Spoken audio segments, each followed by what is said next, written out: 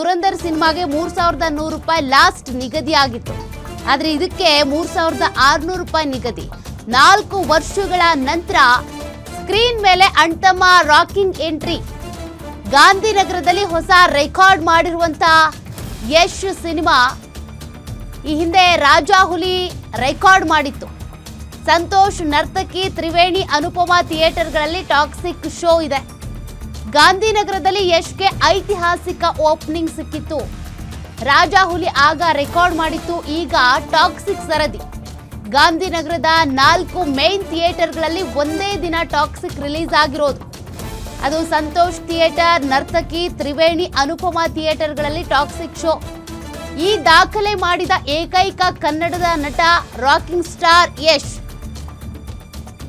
ಗಾಂಧಿನಗರದ 4 ಥಿಯೇಟರ್ಗಳಲ್ಲೂ ಕೂಡ ಏಕಕಾಲಕ್ಕೆ ಸಿನಿಮಾ ರಿಲೀಸ್ ಮಾಡಿದಂತ ಮೊದಲ ಸ್ಟಾರ್ ಅಂದ್ರೆ ಅದು ರಾಕಿಂಗ್ ಸ್ಟಾರ್ ಯಶ್.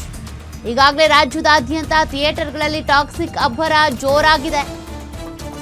ಅದರಲ್ಲೂ ಗಾಂಧಿನಗರದಲ್ಲಿ ಈ 4 ಥಿಯೇಟರ್ಗಳಲ್ಲೂ ಒಂದೇ ದಿನ ಈ ರೀತಿಯಾಗಿ ಸಿನಿಮಾ ರಿಲೀಸ್ ಮಾಡಿರುವಂತ ಖ್ಯಾತಿ ಇರೋದು ನಟ ಯಶ್ಗೆ. ಕರ್ನಾಟಕದ 350ಕ್ಕೂ ಹೆಚ್ಚು ಸಿಂಗಲ್ ಸ್ಕ್ರೀನ್ಗಳಲ್ಲಿ ಟಾಕ್ಸಿಕ್ ಸಿನಿಮಾ ತೆರೆಗಪ್ಪಳಿಸಿದೆ.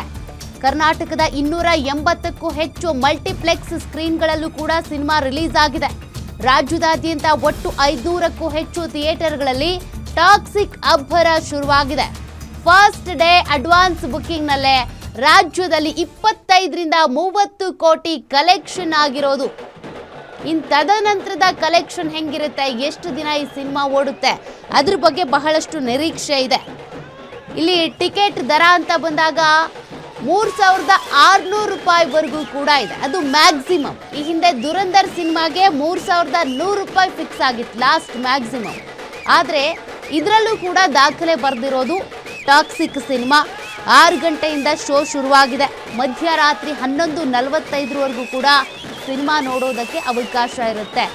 ಕರ್ನಾಟಕದ 350ಕ್ಕೂ ಹೆಚ್ಚು ಸಿಂಗಲ್ ಸ್ಕ್ರೀನ್, 280ಕ್ಕೂ ಹೆಚ್ಚು ಮಲ್ಟಿಪ್ಲೆಕ್ಸ್ ಸ್ಕ್ರೀನ್ಗಳಲ್ಲಿ ಟಾಕ್ಸಿಕ್ ಸಿನಿಮಾ ರಿಲೀಸ್ ಆಗಿದ್ದು, ಅಭಿಮಾನಿಗಳು 4 ವರ್ಷದಿಂದ ಈ ಸಿನಿಮಾಗೋಸ್ಕರ ವೆಯ್ಟ್ ಮಾಡ್ತಾ ಇದ್ರು.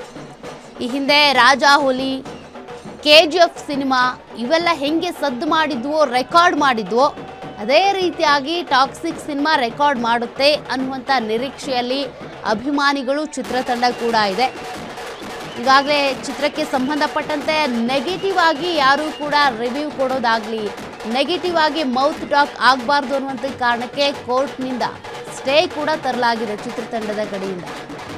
6 ಗಂಟೆಯಿಂದ ಶೋ ಶುರುವಾಗಿದೆ. 3 ಗಂಟೆ 14 ನಿಮಿಷ ಕೂತು ಸಿನಿಮಾ ನೋಡಿ ಅಭಿಮಾನಿಗಳು ಏನು ಹೇಳ್ತಾರೆ ಕಾದ್ ನೋಡಬೇಕಿದೆ.